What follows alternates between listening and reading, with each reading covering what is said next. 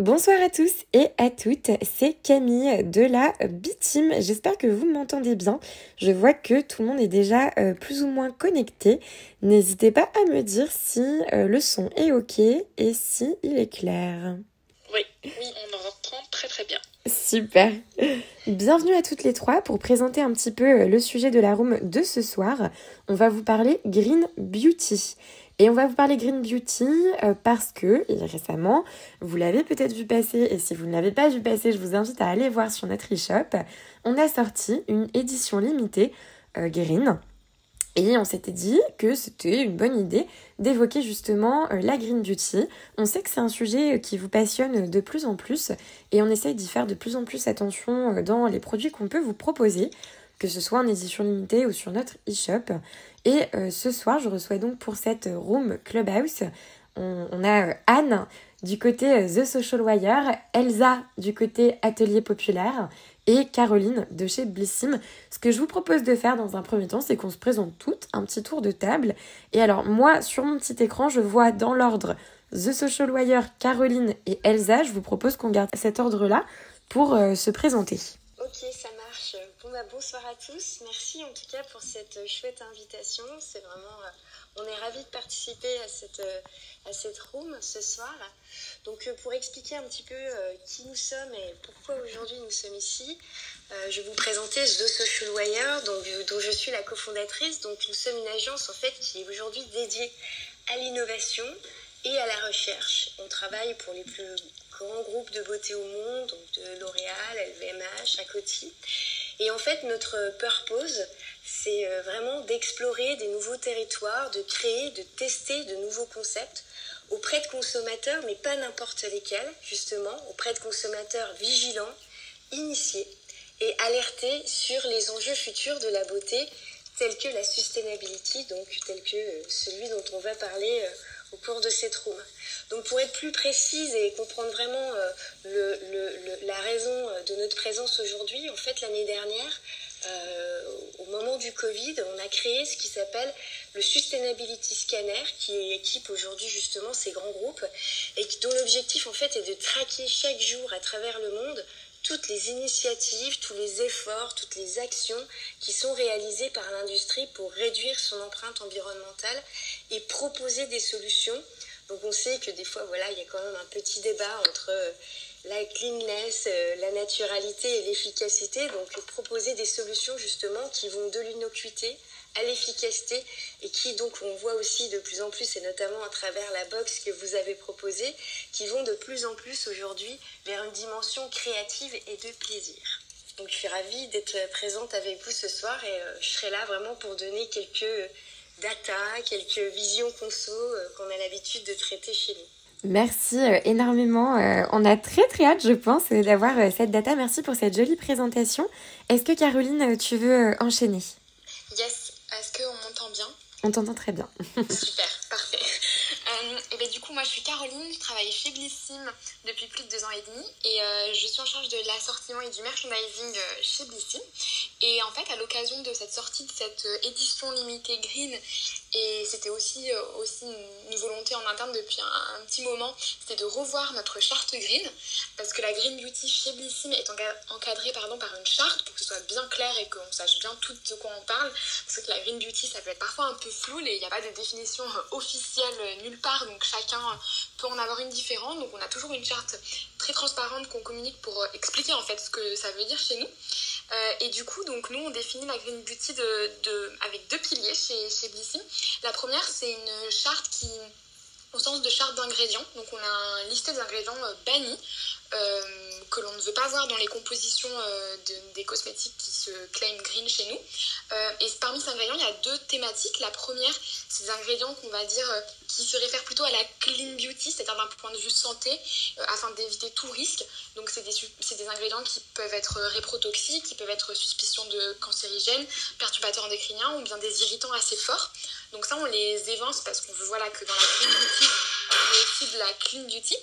Et le deuxième bloc, qui est deuxième thématique dans la charte d'ingrédients, c'est des ingrédients qu'on évite parce qu'ils sont bioaccumulables, peu biodégradables, des choses comme des microplastiques. Donc là, c'est vraiment dans la démarche de naturalité, d'être proche de l'environnement, éviter des ingrédients qui sont néfastes pour l'environnement.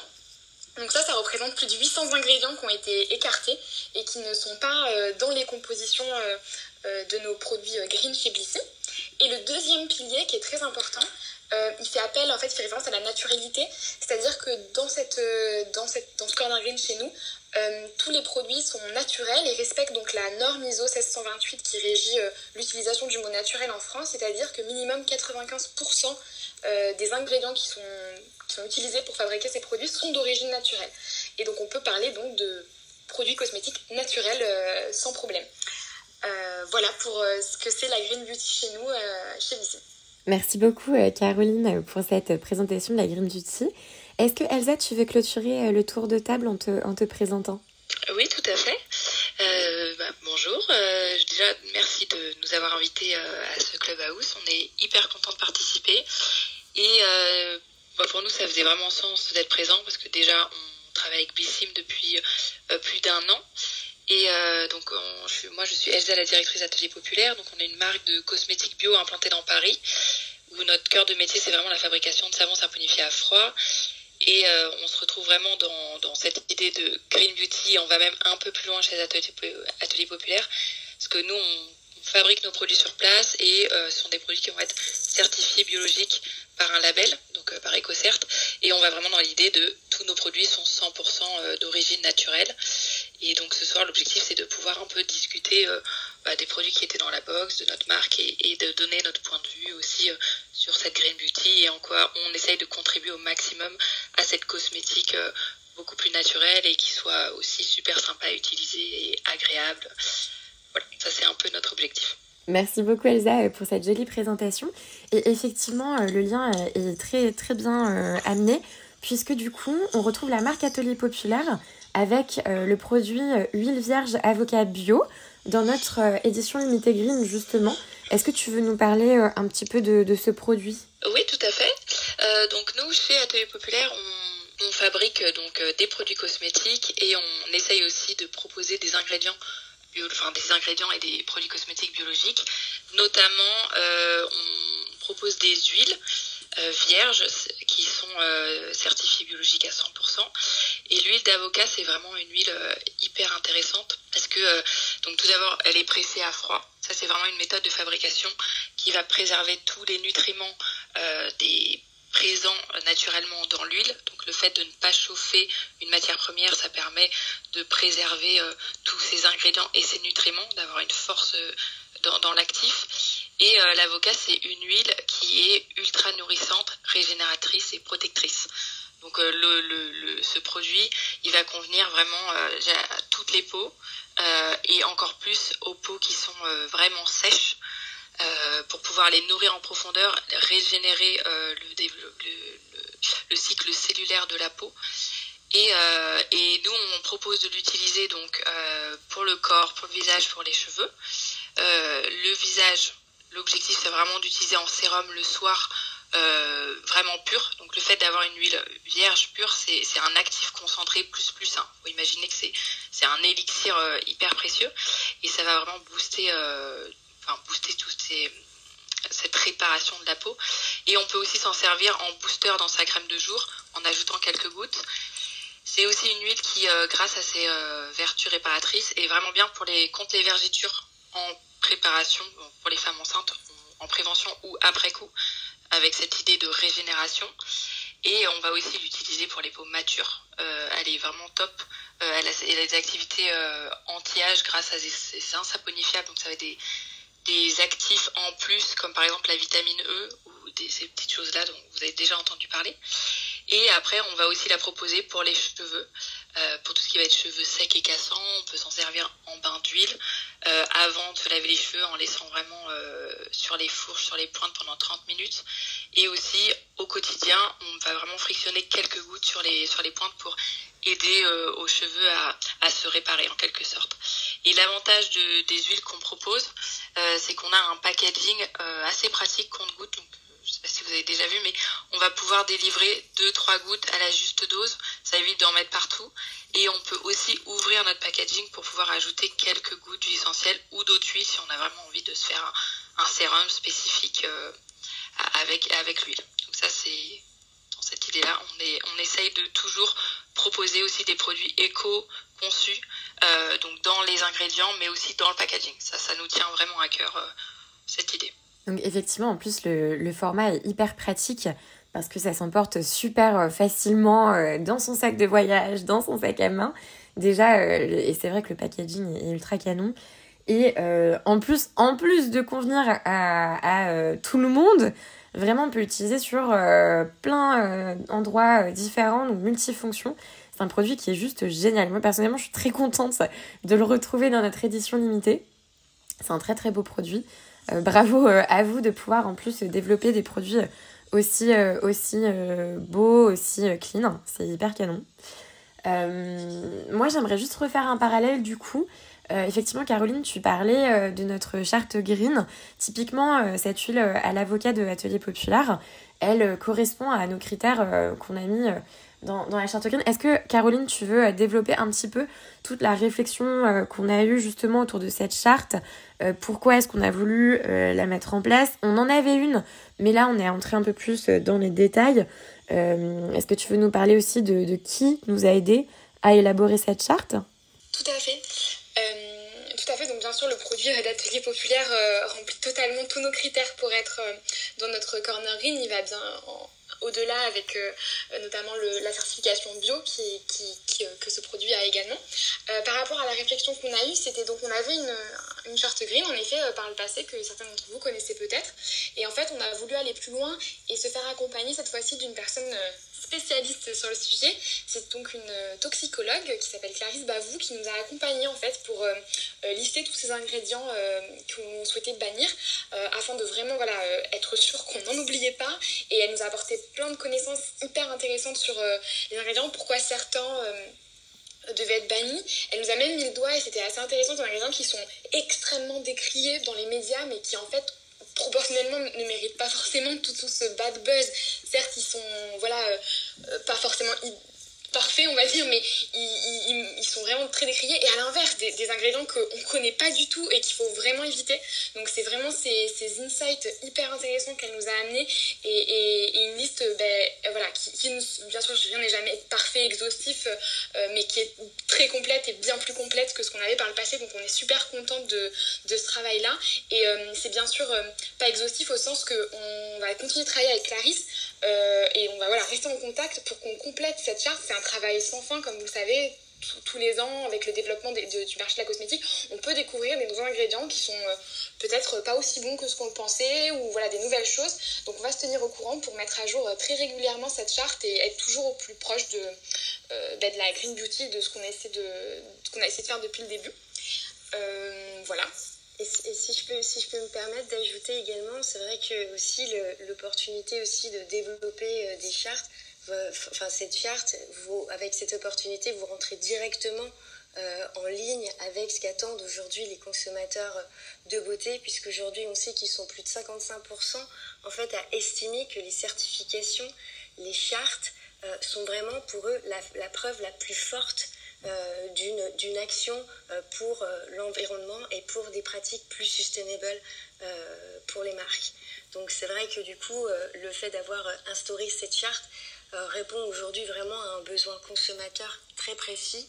Et pour revenir aussi sur justement le grand travail que vous avez fait sur les ingrédients et également sur le packaging, aujourd'hui c'est pareil, on est plutôt autour de 75% de consommateurs qui valorisent en fait ce travail sur les ingrédients, qui checkent si les sources aussi sont renouvelables, si le sourcing correspond vraiment à un sourcing clean, et qui checkent également si le packaging suit la même tendance. Aujourd'hui, vous voyez par exemple au global, 75% regardent si le packaging est refillable ou reusable. Donc ça, c'est vraiment quelque chose qui est au cœur aujourd'hui de ce qu'on appelle nous la purchase journey, donc vraiment de la manière d'acheter, d'approcher les produits beauté. Et ça, il faut savoir que la France, les États-Unis et l'Allemagne sont les deux grands pays drivers de la clean beauty, mais aujourd'hui la France est le 3e pays, donc c'est devenu en fait des mandatories, des incontournables. C'est assez fou ce chiffre, ce pourcentage. J'avoue que je me rendais pas du tout compte que c'était une préoccupation à tel point pour les Français.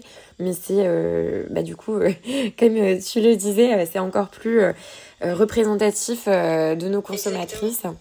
Ouais. Je vais peut-être citer la source. Oui. C'est peut-être mieux. Parce que du coup, après, non, ça vient en fait du rapport Cantis, qui est en fait un grand groupe de conseils, de consulting, justement sur la sustainability. Et ils travaillent sur la cosmétique, sur le luxe, sur différents secteurs. Et ils ont publié un rapport très intéressant qui s'appelle Make Up Future, qui porte sur la sustainability. Je pourrais vous le laisser quelque part pour que vous puissiez y donner accès. Mais c'est très intéressant. Avec grand plaisir, effectivement, pour vous dire aussi, j'ai mis REC dans le titre de cette room parce qu'évidemment, on l'enregistre, elle sera disponible par la suite sur nos réseaux comme YouTube. Donc, si effectivement, tu nous donnes le petit lien de l'étude, on pourra le mettre exactement dans le wording de la room. Merci beaucoup. Et du coup, en sachant toutes ces données-là, Elsa, je reviens vers toi par rapport à la marque Atelier Populaire. Est-ce que quand la marque a été créée, la marque s'est vraiment basée sur ce genre de data, sur ce genre de préoccupations conso, ou est-ce que c'est venu après la création de la marque ?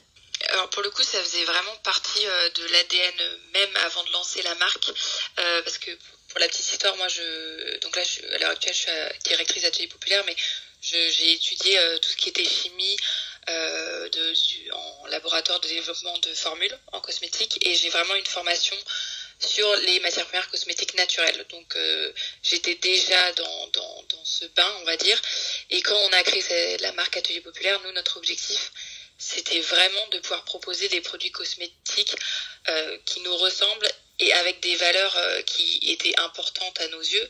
Donc il y avait cette idée de cosmétique biologique certifiée, parce que le fait d'avoir un cahier des charges comme le fait Bissim avec le cahier Green Beauty, nous, en étant certifiés par un label, on va vraiment respecter des valeurs, et on va pouvoir prouver aux consommateurs qu'on les respecte. Donc ça, c'était hyper important pour nous. Et après, on voulait avoir ce côté local où on fabrique nous-mêmes à Paris, parce que Paris, c'est notre région de cœur, on vient tous d'ici. Et donc, en fait, tout s'est développé autour de ces valeurs d'éco-responsabilité, de matières premières naturelles, au maximum biologiques, de faire nous-mêmes, d'avoir des produits sympas à utiliser, agréables, parce qu'on a un peu tendance à avoir le bio comme des produits peut-être pas très glamour. Donc ça, c'était vraiment dans l'ADN depuis le début. C'est très important pour nous. Ok, c'est une super jolie histoire de marque, je trouve. Que ce soit en fait une marque qui ait été créée en fonction de ses préoccupations. Je trouve ça absolument génial. Et Anne, je reviens un peu vers toi aussi pour savoir si tu as un peu d'autres insights comme ça sur les habitudes de consommation ou les usages peut-être. Bien sûr. Alors, j'ai pas que des insights chiffrés, mais en fait, ce que je trouve intéressant d'observer en ce moment justement sur le secteur de la green beauty, c'est comme exactement ce que tu disais, Elsa, à l'instant. On a eu un peu l'impression au cours des premières années que c'était quand même un secteur un peu boring, pas forcément attractif, etc. Et en fait, j'ai l'impression que le curseur s'est déplacé et que toute la créativité aujourd'hui réside dans la green beauty. Donc quand on parle de créativité, vous voyez, c'est par exemple quand on voit ce qui se fait aujourd'hui sur la transparence. La nécessité de rendre les circuits transparents avec les blockchains, la technologie, le fait aujourd'hui justement d'ouvrir en fait, par exemple chez Atelier Populaire, vous travaillez à Paris, donc peut-être que l'idée vous est traversée d'ouvrir en fait vos ateliers justement pour être complètement transparent et de montrer comment vous fabriquez précisément vos produits. Aujourd'hui, on voit, là c'est plus le cas de la Chine, mais on voit aussi qu'en Chine, les consommateurs qui sont eux aussi de plus en plus réceptifs à toute cette idée donc, de sustainability, eux procèdent beaucoup par des live streams. Donc en fait, les marques font des vraies démonstrations, des vraies preuves et filment en fait le produit en train de se fabriquer en live. Et ça, c'est vraiment aussi quelque chose qui est hyper intéressant d'observer. Donc pour revenir juste à mon point sur la créativité, donc autant aussi dont on parlait aussi donc des ingrédients. C'est vrai qu'aujourd'hui, les ingrédients aussi, c'est vrai qu'on a beaucoup abordé l'huile. On sait qu'en fait, on est toujours sur un équilibre assez délicat. C'est-à-dire qu'on va puiser dans les ressources naturelles puisqu'on cherche à faire des produits naturels. Donc évidemment, c'est une évidence, mais en même temps on cherche à les protéger. Donc comment on résout ça?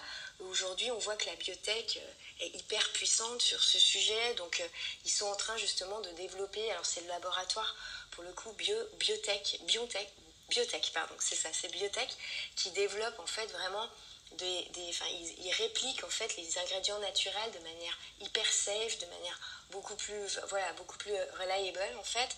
Et en fait aujourd'hui par exemple sur tout ce qui est palm oil, huile de palme, on a vraiment des alternatives hyper crédibles, hyper efficaces.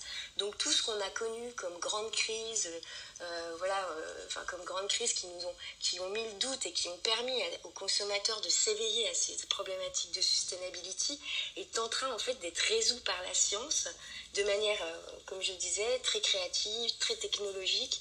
Et c'est vraiment un secteur complètement passionnant parce qu'aujourd'hui il ouvre des portes, on ne sait pas trop où ça va se terminer. Donc ça, je trouve que ça, c'est un véritable insight.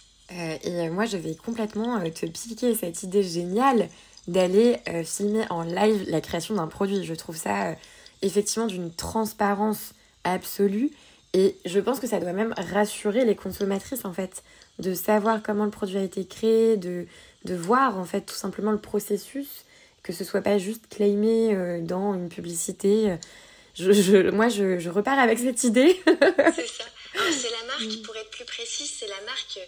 Alors, je ne sais pas si je la prononce bien. Je vais la prononcer à la française. Donc, Licored, donc L-Y-C-O-R-E-D. Ok. Voilà, qui fait ça. Eh ben, je vais, juste après cette room, me renseigner sur cette marque. Je trouve ça génial.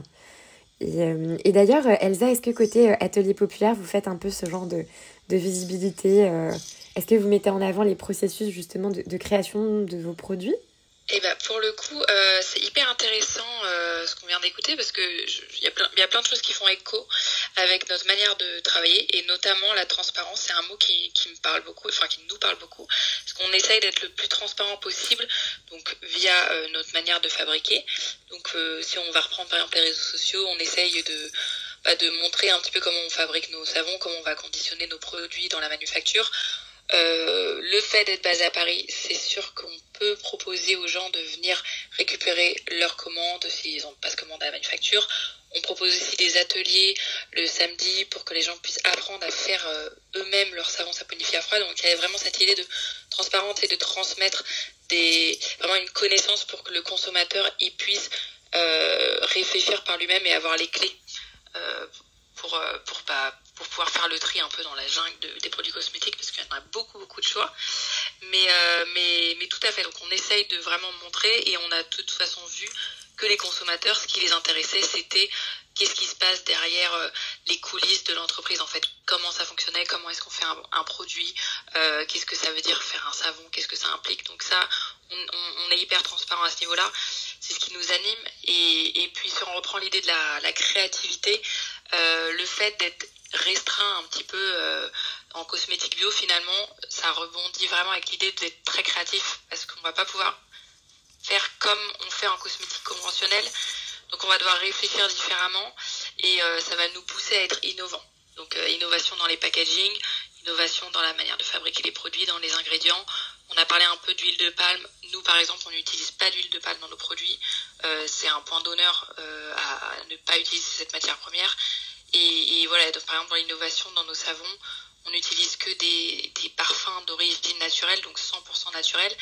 Et ça nous force à avoir des tests très poussés et on arrive à proposer des choses qui sont proches du conventionnel, mais en utilisant des méthodes complètement différentes. Donc il y a vraiment cette idée de créativité qui revient tout le temps. Waouh. Effectivement, voilà. Je pense qu'on se doute pas de tout le travail qu'il y a derrière une marque. En fait, je pense que, personnellement, moi, je réalisais absolument pas effectivement tout ce travail de créativité. C'est quand même assez incroyable. Sans transition, moi, j'aimerais bien qu'on aborde un petit sujet qui est hyper d'actualité, qui est lié à la crise sanitaire du Covid, enfin de la Covid, puisqu'on dit là. Caroline, est-ce que toi, côté du coup un peu plus shop de Blissim, tu sais si on a observé un comportement d'achat différent concernant la beauté par rapport à nos abonnés? Eh bien, on a comparé deux phénomènes, alors trois. Le premier, évidemment, c'est des surperformances sur les produits visant à nettoyer les mains, que ce soit des gels hydroalcooliques, du savon tout simplement aussi. Donc ça, c'était assez voilà, flagrant par le besoin voilà, de bien respecter les gestes barrières, etc. On a eu aussi un deuxième comportement qui était assez honnêtement, on s'y attendait pas, je pense. Quand le premier, on s'y attendait un peu plus. C'était celui des surperformances ou des produits assez cocooning. Les gens, je pense, ont pris beaucoup soin d'eux à la maison. Tout ça, on l'a vu dans leur comportement d'achat en achetant beaucoup de masques pour les cheveux, masques pour le visage, beaucoup de vernis aussi pour prendre le temps de se faire sa manucure qu'on n'avait peut-être pas le temps de faire avant parce que on était à droite à gauche quand là on était chez nous et que on pouvait prendre le temps de faire ça. Donc ça, je trouvais que c'était par rapport au self-care et prendre soin de soi, je trouvais que c'était assez intéressant d'observer cette tendance. Et enfin, on a observé et on l'a observé chez nous chez Blissim, mais ça s'est aussi vu dans la grande consommation au niveau de la nourriture. C'est bien sûr un attrait plus important pour cette green beauty, de prendre conscience de ce qu'on ingérait pour la nourriture et sur la cosmétique, de qu'est-ce qu'on se mettait sur le visage ou le corps.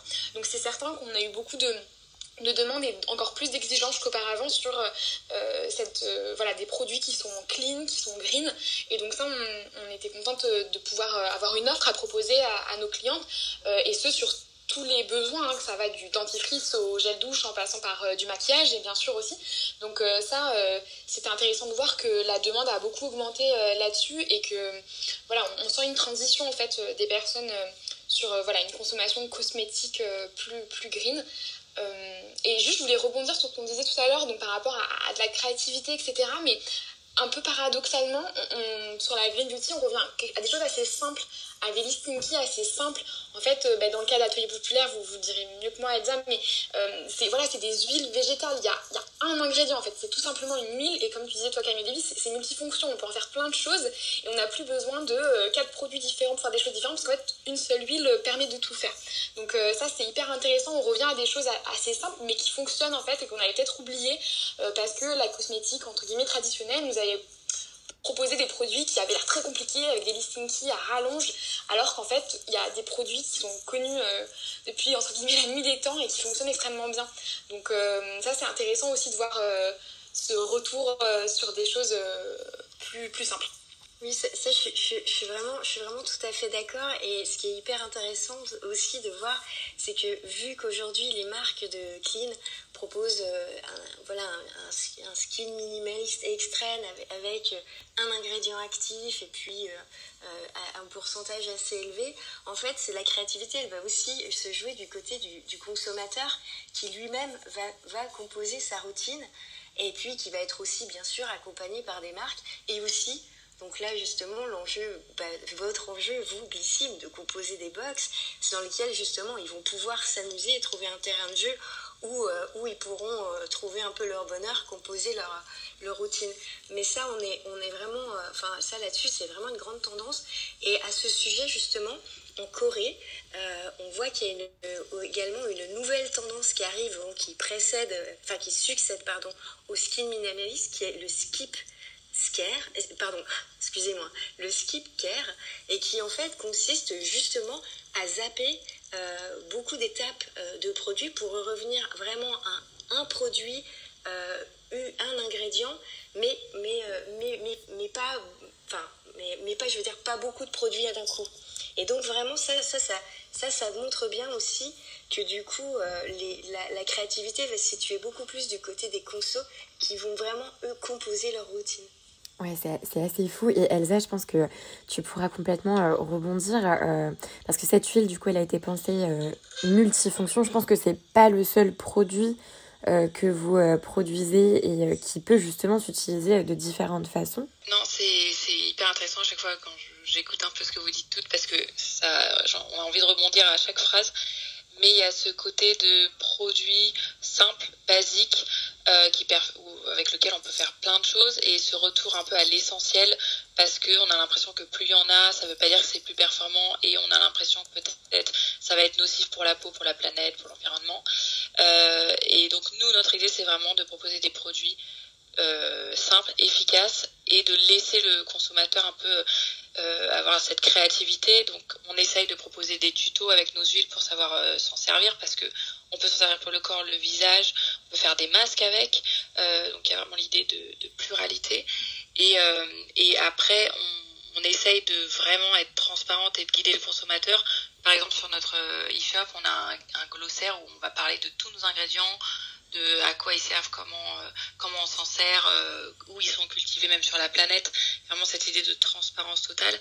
Mais vraiment, voilà, cette idée d'utiliser un produit pour en faire plein de choses, un peu comme voilà, un couteau suisse. C'est un peu ça l'idée de nos produits aussi. On le retrouve sur nos huiles, parce qu'on peut aussi se démaquiller avec les huiles. Et on retrouve aussi avec nos savons, où là on les fabrique vraiment à la manufacture. On va pouvoir se laver corps, visage et mains avec. Toujours dans l'idée de faire plusieurs choses avec un produit.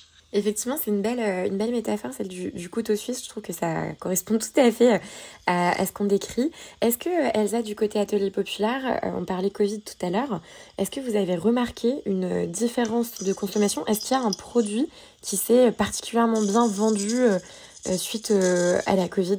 Pour le coup, oui et non. Enfin, en fait, on aurait pensé qu'on aurait peut-être vendu plus de savon, parce qu'il y avait vraiment cette idée d'hygiène, de se laver les mains tout le temps. Mais pour le coup, je rejoins Caroline avec l'idée du soin, et on a vendu plus d'huile parce que les gens étaient plus sur le bien-être, prendre soin de soi. Peut-être aussi les gens ont un peu espacé leur shampoing, ils étaient plus dans le soin des cheveux. Donc on a vendu plus d'huile que de savon, mais pour le coup, c'était quand même assez tendance avec la Covid et l'hygiène, quoi, en règle générale. Ok, ouais, je trouve ça hyper intéressant. Moi, j'avoue que j'ai essayé un peu comme beaucoup de gens, je pense, en mars dernier, de faire une cure de sébum. Donc, ça me parle énormément, effectivement. Anne, est-ce que côté The Social Wire, justement, tu as des petites informations sur les tops de produits Green Beauty qui sont consommés? Est-ce que ça concerne les cosmétiques? Est-ce que c'est plutôt des produits capillaires?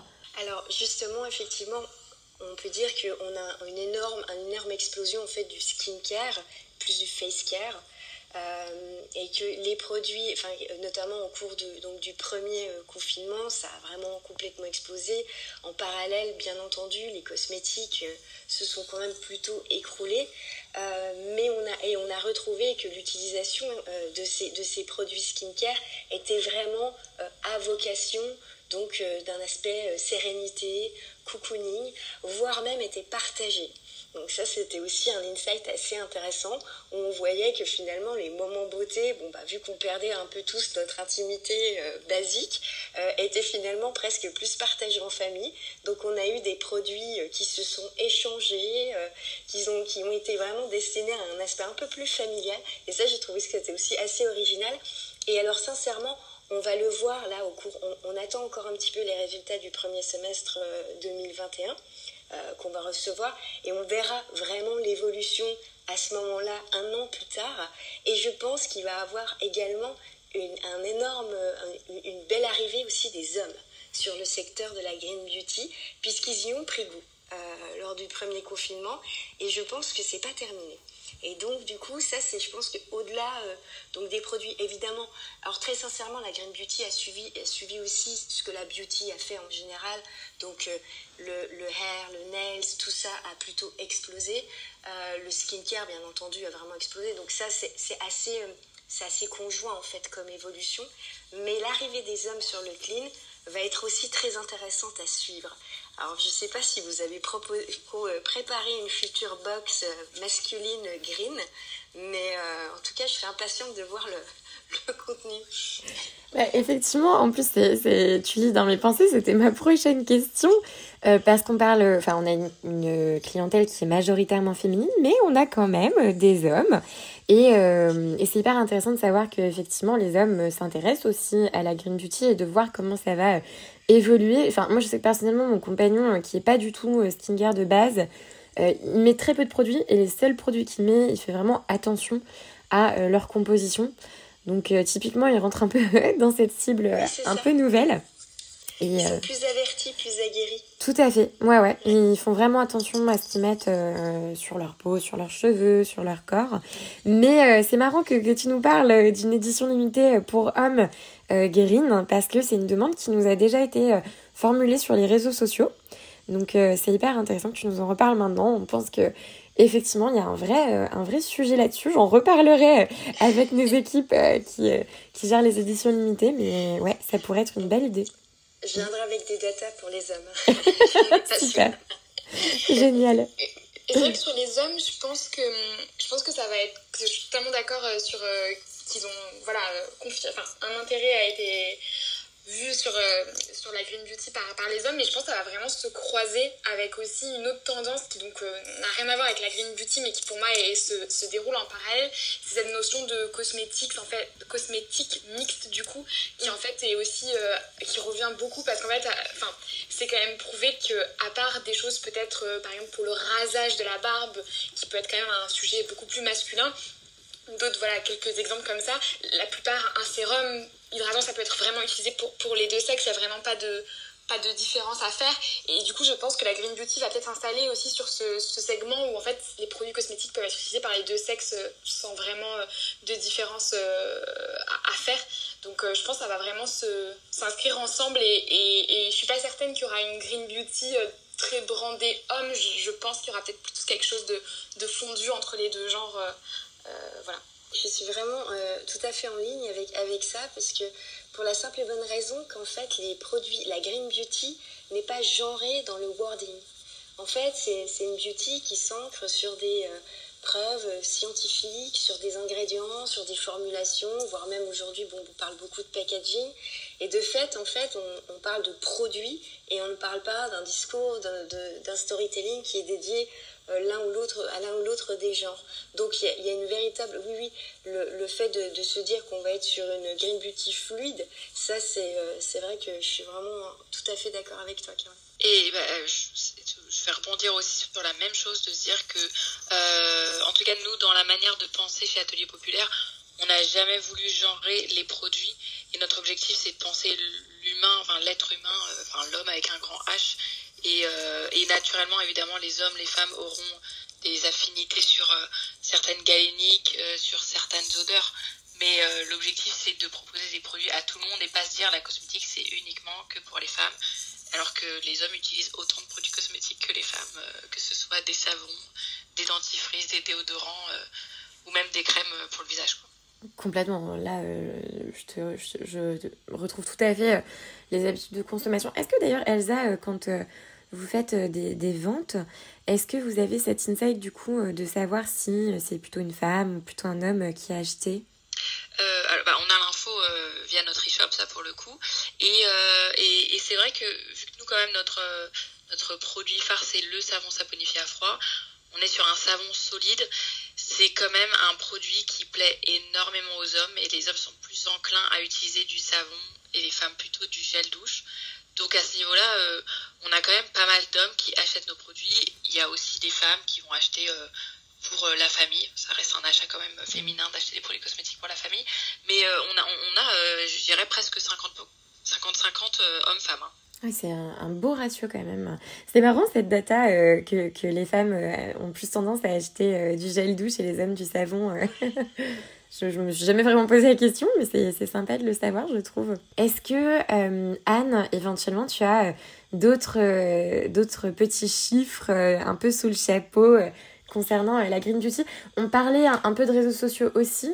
Est-ce que sur les réseaux, ou est-ce que en termes d'influence, on observe aussi des comportements spécifiques concernant la green beauty ? Alors on sait qu'aujourd'hui la green beauty c'est vraiment une communauté sur les réseaux sociaux.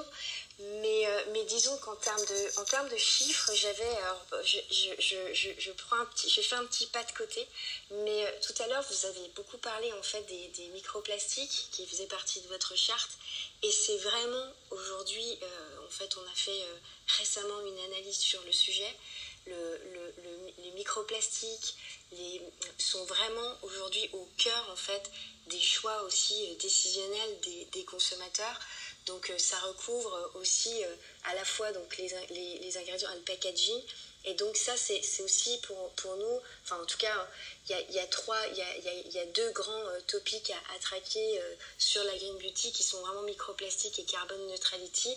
Donc ça c'est vraiment des choses qu'il faut garder en tête et qui sont aujourd'hui vraiment les prochaines étapes en fait de la Green Beauty. Ok, je trouve ça hyper intéressant et en parlant d'ailleurs des prochaines étapes de la Green Beauty, j'ai une question qui vous concerne toutes les trois. Comment est-ce que vous voyez l'avenir de la Green Beauty justement ? Est-ce qu'éventuellement, Anne, tu veux commencer à répondre à cette question ? En fait, je pense que la Green Beauty va beaucoup passer par la technologie et ce dont on parlait tout à l'heure, la créativité, c'est-à-dire la manière dont justement les personnes comme Elsa, de savoir réfléchir, prendre un pas de côté, penser autrement en fait les choses pour créer des recettes et des formulations qui sont vraiment tout à fait innovantes. Donc je pense que évidemment l'impact de la biotech va vraiment être énorme. Je pense que la Green Beauty va éclipser petit à petit la beauty, donc ce qui est quand même vraiment plutôt positif finalement pour l'avenir, et que demain justement les prochains vraiment grands travaux à opérer sont vraiment sur le plastique, sur le carbone, et devront aussi se traduire aussi sur l'économie circulaire qui va aussi donc fonctionner autour du packaging. Et pour finir, je pense le trust, donc c'est la confiance qu'auront les consommateurs en cette Green Beauty. Et pour ce faire, comme on a pu en parler tout à l'heure, ça nécessite donc que la transparence soit poussée vraiment de manière très forte, donc par des blockchains, par des live streams en direct, etc. Donc ça, c'est vraiment des choses qui du coup, pour moi, vont vraiment figurer l'avenir de la Green Beauty, qui, je pense, va vraiment éclipser la beauty. Ben, j'espère que ça va se passer comme ça, en tout cas. Elsa, est-ce que tu veux, toi, nous donner ta vision de l'avenir de la Green Beauty ? Oui, toujours un peu comme Anne, qui a des informations hyper intéressantes, mais il y a vraiment cette idée sur le plastique qu'on voit déjà de toute façon la tendance à apparaître plus que fortement, mais cette idée du zéro déchet, essayer de limiter au maximum les suremballages, le plastique. On voit vraiment en tous les cas la tendance du shampoing solide, par exemple, c'est une tendance qui est hyper forte, qui émerge. Donc je pense qu'il y aura vraiment cette idée de consommer autrement en partant sur des produits avec des galéniques solides ou des choses qui vont se dissoudre dans l'eau chez soi ou quand on part en voyage. Donc il y aura vraiment l'idée de galénique qui va être différente, sûrement dans les ingrédients aussi, dans la biotechnologie, où il va y avoir la chimie verte qui va être de plus en plus intégrée au process de développement des ingrédients, mais ça se verra moins sur le consommateur final qui lui sera peut-être plus intéressé par un produit solide où la tendance est plus forte à l'heure actuelle. Mais voilà, ça c'est vraiment, j'imagine, plus la tendance zéro déchet qui va émerger, et ce côté aussi consommation locale, peut-être par rapport à la transparence, de se dire c'est à côté de chez soi, on fait plus confiance aussi. Et puis je pense que il y a la crise de la Covid-19 qui a aussi freiné un peu tous les produits qu'on importe de très loin, et on a envie de reconsommer local un peu du fabriqué en France qui réémerge. En tout cas, nous on le voit dans nos consommateurs autour de nous. Effectivement, c'est vrai qu'on n'en a pas trop parlé, mais consommer local, c'est vraiment devenu une préoccupation importante avec la Covid-19. Ça, je te rejoins totalement. Caroline, est-ce que tu veux, toi, nous donner ta vision de l'avenir de la Green Beauty ?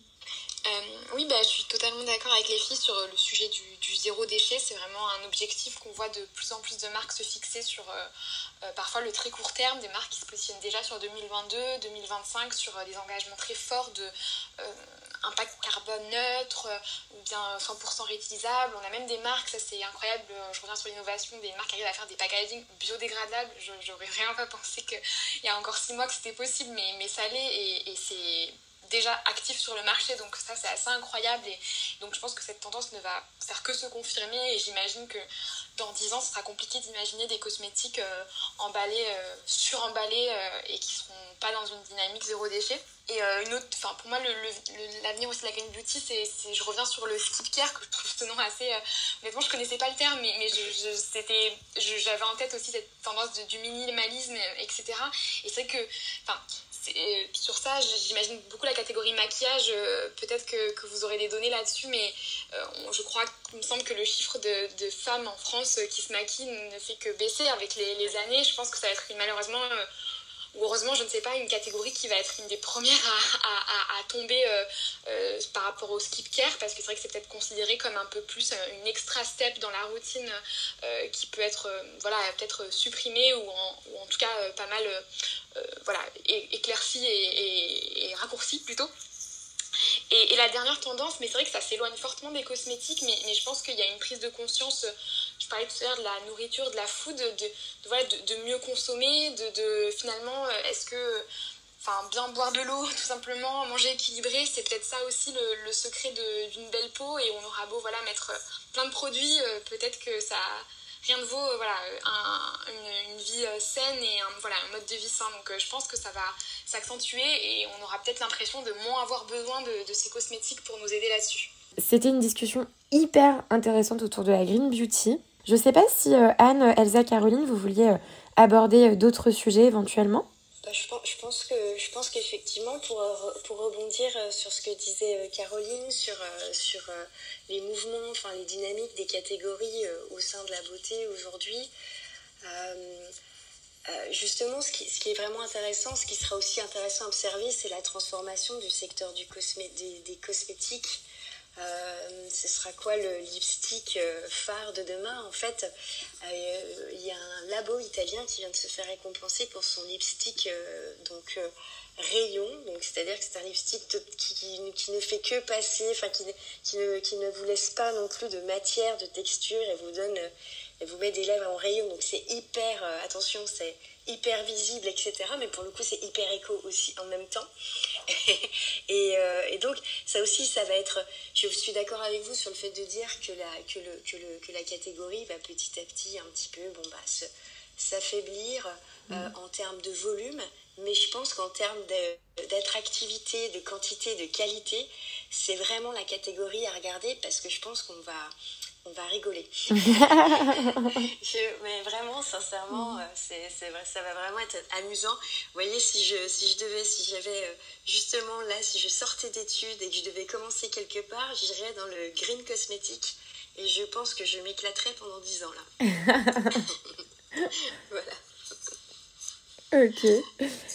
Caroline, Elsa, est-ce que vous vouliez aborder d'autres points éventuellement qu'on n'a pas encore abordés? Non, je suis totalement d'accord sur... moi aussi, je suis impatiente de voir parce que comme on disait tout à l'heure, avec toutes ces green beauty, ça impose de l'innovation, etc. Et je vous avoue que, en travaillant chez Blissim sur la partie assortiment produit, je vois des très belles choses qui se montent. Tout à l'heure, je mentionnais un packaging biodégradable. Il y a plein de super initiatives qui sont là. Donc, c'est avec plaisir que je suis impatiente de découvrir cette nouvelle ère de la cosmétique qui a bien commencé, mais qui a des très beaux jours devant elle. Et c'est incroyable de voir tout ce qui est possible de faire dans une dynamique positive. Trop cool. Et Elsa, est-ce que tu voulais aborder un dernier sujet éventuellement? Je peux parler rapidement quand on parlait un peu d'innovation par rapport à la green beauty, ça peut aussi être, nous on le met en place chez Atelier Populaire, mais ça peut aussi être de réutiliser des choses qui sont déjà connues pour les remettre au goût du jour. Donc nous par exemple, notre cœur de métier, c'est vraiment la fabrication de savon saponifié à froid. Et cette méthode de fabrication, elle est ancestrale en fait. On n'a rien inventé, c'est juste de la remettre au goût du jour parce que à l'heure actuelle, ça correspond vraiment aux valeurs de fabriquer des choses soi-même d'éviter d'utiliser trop d'énergie dans la fabrication, d'avoir un produit qui va être sain pour la peau, pour la planète, biodégradable. Et parfois, il n'y a pas besoin de chercher très très loin, mais de reprendre ce qui a déjà été fait et de le mettre au goût du jour. Et voilà, ça c'est un truc qu'on essaie aussi d'appliquer chez Atelier Populaire. Donc je pense qu'on sera surpris sur les années à venir de réutiliser des choses qui ont déjà été utilisées et ce sera cyclique comme ce qu'on voit dans la mode. Où, voilà, tout est cyclique. C'est tout à fait vrai, c'est ce que tu disais tout à l'heure, Caroline, d'ailleurs. Qu'on revient un petit peu au basique, les recettes, les astuces un peu de grand-mère qu'on réexploite et qu'on arrive à adapter à nos jours, c'est assez exceptionnel. Merci énormément à vous trois d'avoir participé à cette room. Je vous rappelle simplement que du coup vous pouvez retrouver la marque Atelier Populaire dans notre édition limitée Green qui est actuellement disponible sur notre e-shop. Foncez vite si vous voulez la vôtre parce qu'elle part rapidement et on en a un stock limité. Donc vraiment si vous la voulez, ne tardez pas. Et autrement vous pouvez retrouver d'autres produits de la marque Atelier Populaire sur notre e-shop bien évidemment. Merci beaucoup Elsa d'avoir représenté la marque ce soir pour cette room. Merci beaucoup aussi Anne de nous avoir donné toute cette data sur les consommatrices d'aujourd'hui par rapport à la Green Beauty. C'était hyper intéressant. Et puis merci beaucoup Caroline d'avoir réévoqué notre nouvelle belle charte Green. Et puis d'avoir défini aussi la Green Beauty, c'était hyper important. C'était hyper intéressant pour moi de participer à cette room, puisqu'on s'en était déjà parlé avant, mais pour moi, la Green Beauty, c'est relativement nouveau. Donc j'ai appris plein de choses ce soir. J'espère que ça vous a plu à vous trois aussi. C'était génial. Merci, c'était top, merci beaucoup. Ouais, merci. Intervention hyper intéressante. Super. Merci beaucoup. Génial. Du coup, juste après cette room, évidemment, on vous mettra à disposition le replay. Et comme je le disais, si jamais vous qui nous écoutez, vous avez une question entre-temps, n'hésitez pas à la poser sur les replays. En attendant, je vous souhaite à tous et à toutes une excellente soirée. Et merci encore à vous tous. Merci beaucoup. Merci. Bonne soirée.